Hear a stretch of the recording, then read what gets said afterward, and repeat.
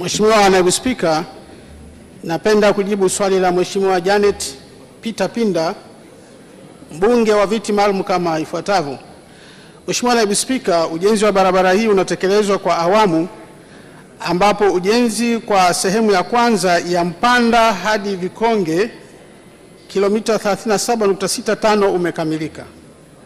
Ujenzi wa sehemu ya pili ya Vikonge Luhafwe kilomita 25 ujenzi unaendelea na umefikia 70%, na ujenzi wa sehemu ya tatu ya Luhafwe Mishamo kilomita 37.35 unaendelea na umefika 30.6%.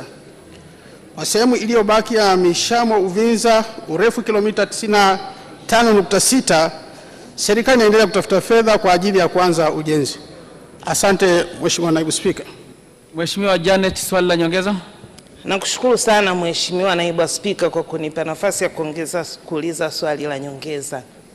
Kwa kuwa katika barabara hii ina vipande na wakandarasi wa kutoka Vikonge mpaka na Luhafi, lakini kutoka Luhafi mpaka Mishamo wakandarasi hawapo site. Je, ni lini serikali itatoa pesa kwa ajili ya ukamilishaji wa kipande hiki cha barabara?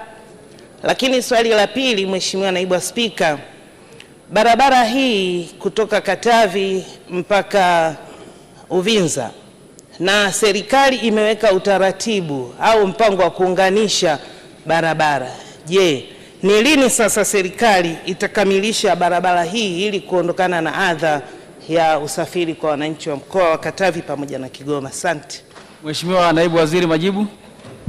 Asante Mheshimiwa Naibu Spika. Mheshimiwa Naibu Spika, nataka tu nimhakikishie Mheshimiwa mbunge kwamba kipande hiki cha Luhafwe Mishamo ambacho kinajengwa na Chiko kulikuwa na changamoto kidogo, lakini tumeshaitatua na mkandarasi anarudi site kuendelea na kazi.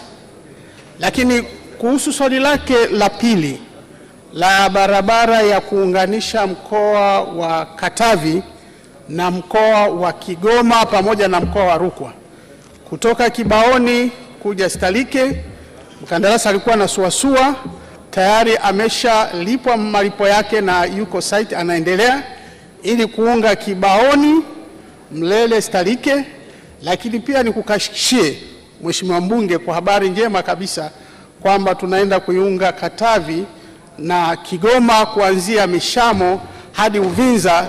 Kandarasi itatangazwa muda si mrefu kukamilisha hizo kilomita zote 95. Muda si mrefu tunakwenda kutangaza hiyo tenda, kila kitu kiko tayari. Kwa hiyo tutakuwa tumeunganisha kutoka Kibaoni, Uvinza, Mishamo hadi Mpanda. Hiyo ndo kazi ya Mheshimiwa Dr. Samia Suluhu Hassan, kuiunganisha mikoa na mikoa. Asante Mheshimiwa Naibu Spika.